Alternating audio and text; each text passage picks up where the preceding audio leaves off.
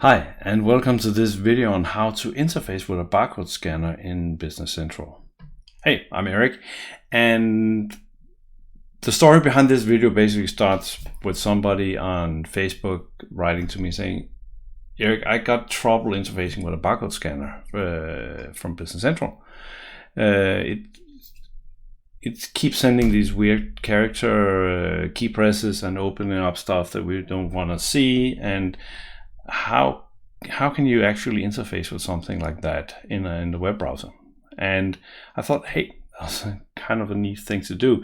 So if it's worth doing, it's worth overdoing. So I went on AliExpress and got myself a $15 barcode scanner, and we can, I got a copy of Modern Dog because my dog apparently subscribes to that one, and I can scan something though, so that's awesome. Let's actually switch over to Business Central. So what I did was, you see if we go, let me switch over to Business Central. I got Business Central here. So if I scan the barcode again, I get the download section. So somehow the scanner is actually sending a Control J key press.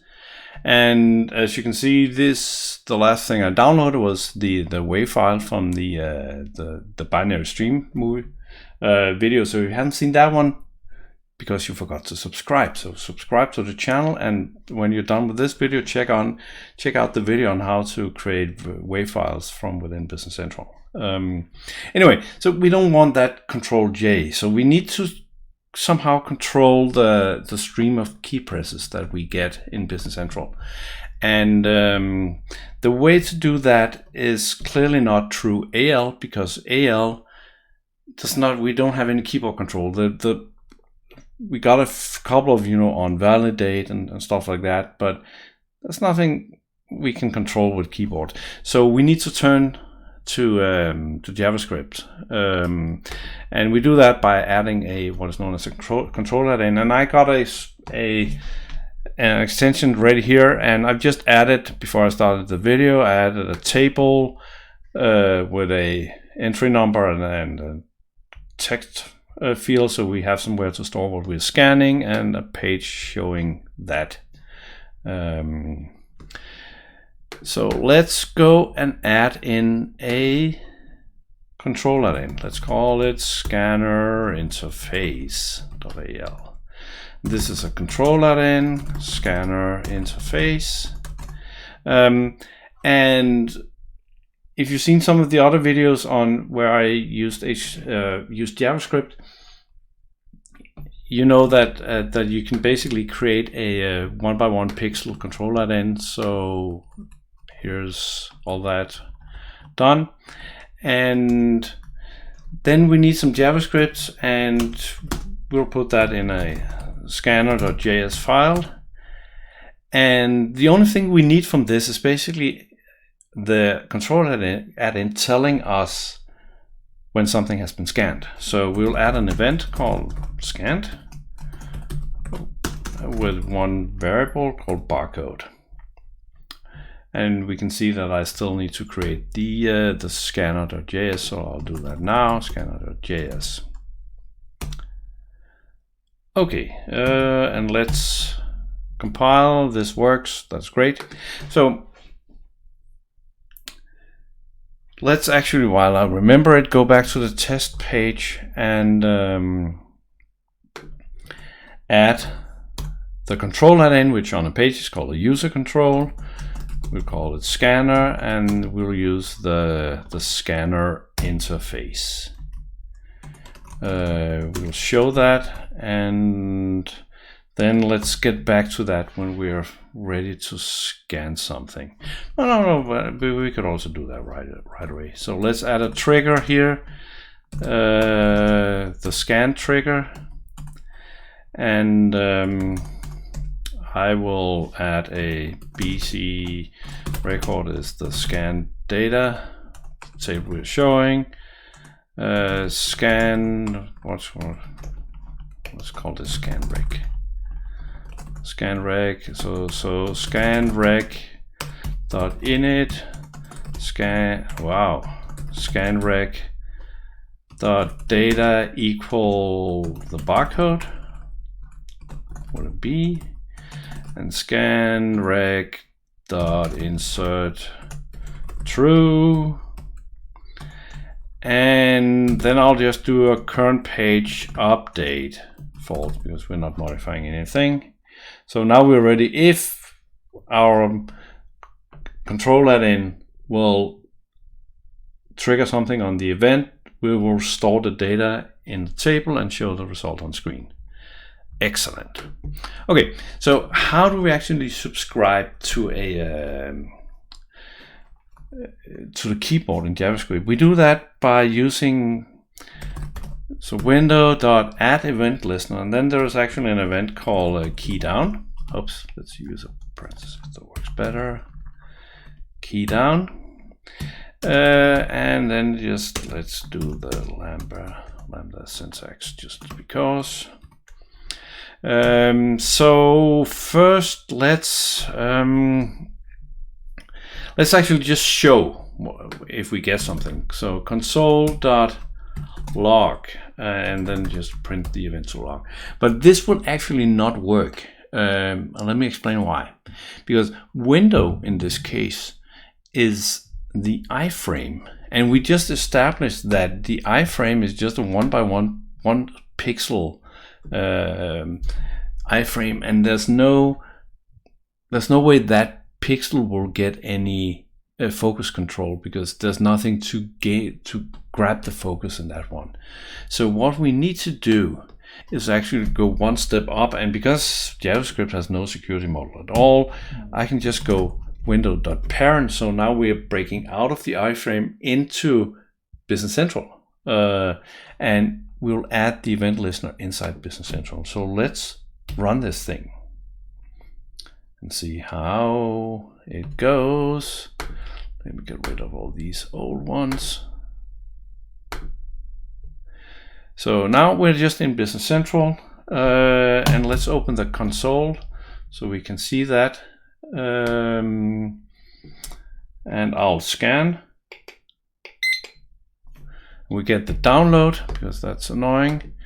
And actually, let me just go back here again and scan because the focus was not in Business Central. Close the download, and we can see I got a bunch of things here in the console. So I can see that I got a 0, and before that I got another 0. Let's see if we got something else. Sorry, it's not 0. So this is a 0. Key code 8048, and let's see what this is. I'm clicking on the same one again, but that's okay. So we clearly get the keyboard events. So let's go back to Business Central and Visual Studio Code and figure out how we're gonna handle this.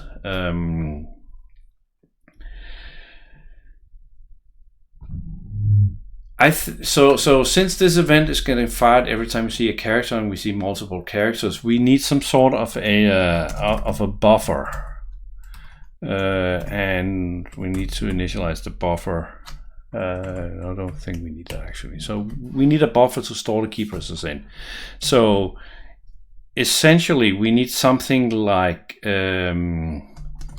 buffer equal buffer. Let's go with the buffer plus, and then if you remember, let's go back to this one for a second here and find the console. So we got this is a 7. So we got the key code. So actually let's do something like this. So we'll do string dot from char code and then grab the event from the key code. And we can, let's log this again so we kind of keep track of what we're doing. Let's run it.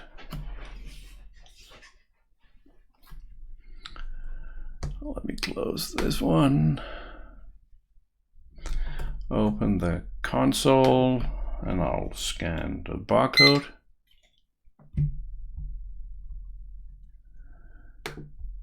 And well, we got the undefined because I didn't initialize it.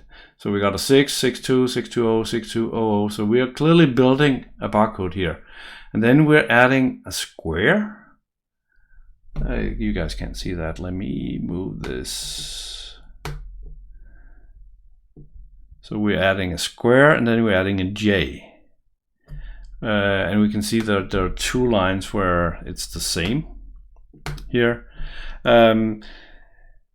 That's because everything is a key press. So this is actually the control key and this is the J. This is the line return, cache return, and this is last 0. So we need to refine this a bit. So let's do that.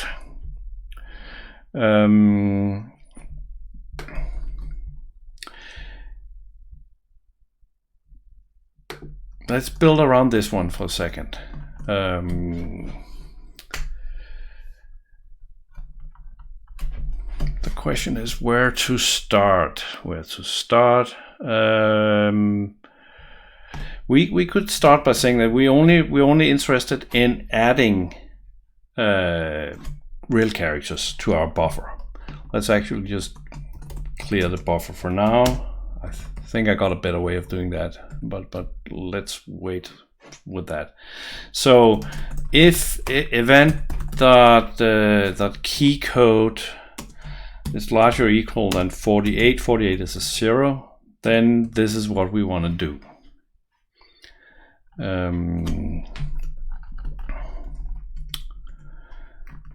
So now we're certainly building, but we're still probably getting the J. So I think we need to start by asking and say, if event dot key code is 13, so 13 is probably, we're not going to use 13 for anything else in this case, this one. So in case that we're not going to use the 13 for anything, and we don't really want that to be sent to Business Central, we can do event, and then we can say prevent default and event dot stop propagandation, meaning that this event stops here. It's not trickled to any other places and finding other places, and default behavior is not run. So now we know that at the point we get 13, we don't want that. And we basically want to, so the control J, we want to get rid of the control J. So let's actually add a Boolean. Say, let's call it drop until 74. So 74 is actually a J. We can go back and look at oh, I'm not printing that anymore, but trust me, J is 74. So in this case, let's simply do drop until equal true. So now we're gonna ignore everything until we get 74. So in that case, we need to go up one level and say, okay, if we're in drop until 74, do something. Otherwise, we get into this bit. Let's actually, I think, well, let's just make it, I can't remember if we can do format document. We can. How about that? So if we are dropped, well, then we need to check if this is actually the J. So if this is the J, then clearly we'll stop dropping characters. So that one is equal false again. And then we need to go Microsoft.dynamics.nav.invoke. This is the one I always type wrong. Invoke extensibility method. And the method was called, what was our method called? It was called scanned. Excellent. Scanned. And we need to supply an array of the parameters, and that is our buffer. So when we get the J, so after we get a character return, we drop everything we get until we get the J, and then we send the result to BC. And when we're done with this, clearly we need to empty the buffer. So let's see if this works.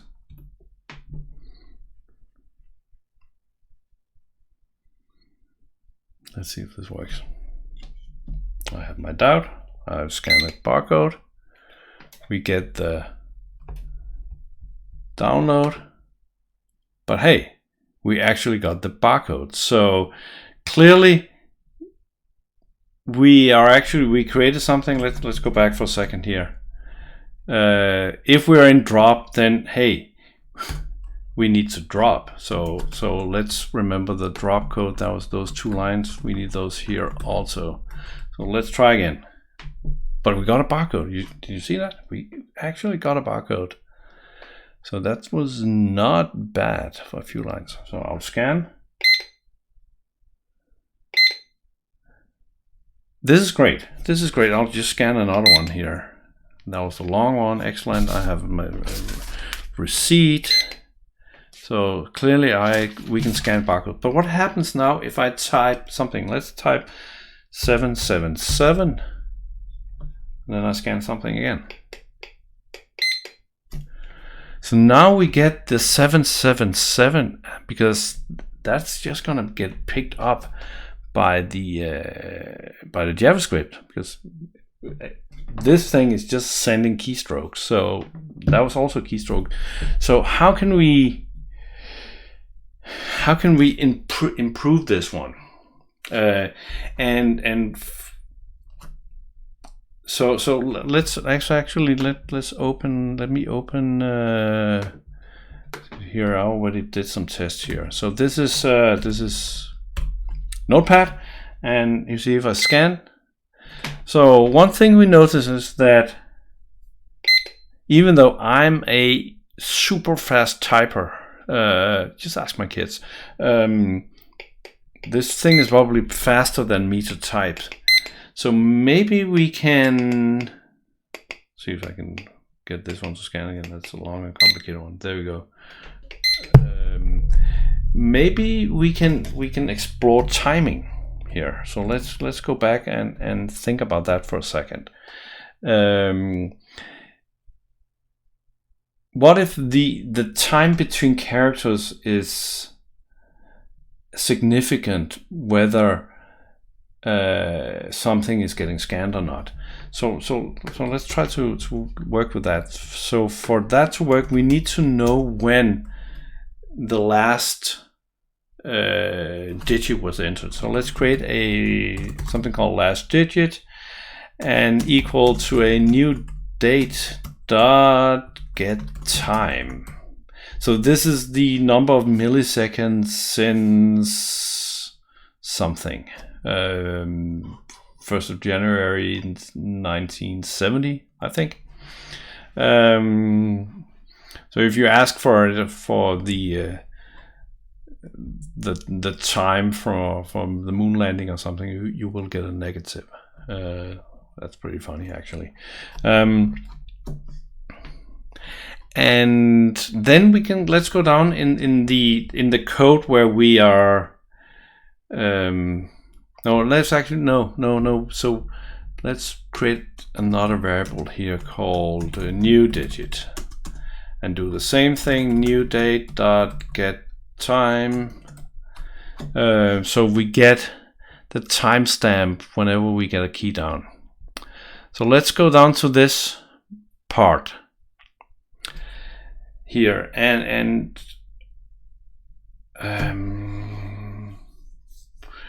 then we will only want to add something to the buffer if it's really so you see, let's try this. So if new digit minus last digit is less than, let's go for 100 milliseconds. So if there's less than 100 milliseconds between two character presses, this could probably be a scan. So in that case, we want to do this bit, right? So we want to add to the buffer. And if that's the case, then the last digit is equal to the new digit. So we say, okay, now it's the time, so when we get around to this the next time. But what if it's bigger than 100 milliseconds? In that case,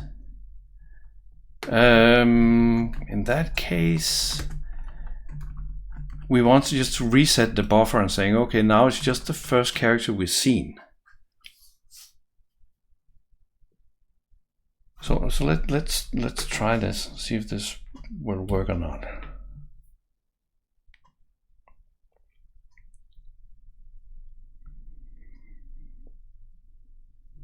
Let's just do a safety scan here. We get the right barcode. I type 555, scan, still only get the barcode.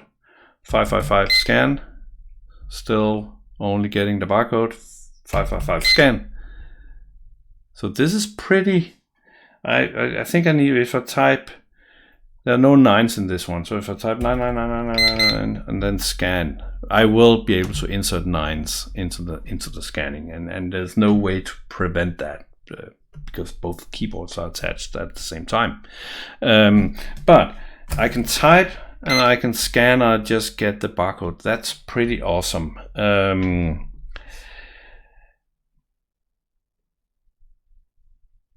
But I think we still have, this is pretty good, but we need to do one more thing, because if you remember, there's the drop until 74. So if we get a key press of 13, that's a character return, then we're dropping all characters until we get something. And that is clearly not what we want in this case.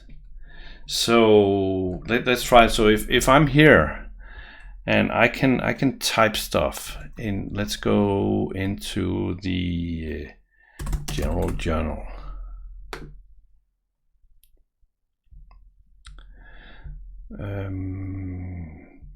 So I can type stuff here, that's great. If I press enter, I get an arrow, we don't care about that. I can still, okay, that's actually, sorry, that will never work. Because my, the scanner control add-in is not on that one, so that will never work. What I wanted to show is that I could press Control N here. Oh, stop, Eric. If I not Control, Alt N will give me a new record, right? But if I press Enter now, or Alt N, still works. There will be a scenario where suddenly the keyboard is locked. So we will have to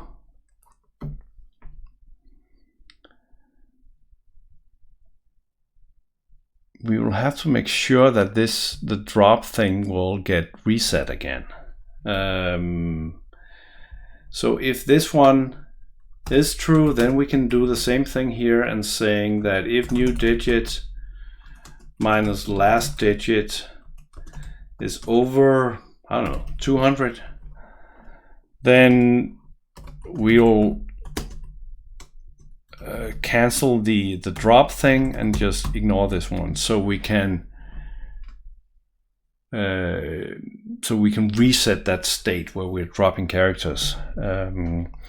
And we could also say, so the challenge is still that I want to do the same thing here. So in case of the character return, I want to do the exact same thing and saying that new digit minus last digit should be less than, I don't know, 100. So I really want to narrow that pattern down, that we have a lot of character coming in at the same time. We got the character return, and then we got the control J at the end. So let's try this one last time.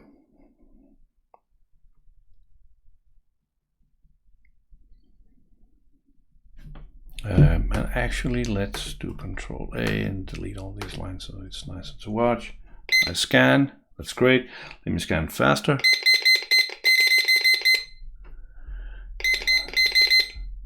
I type something, scan, still I'm just getting, I can type.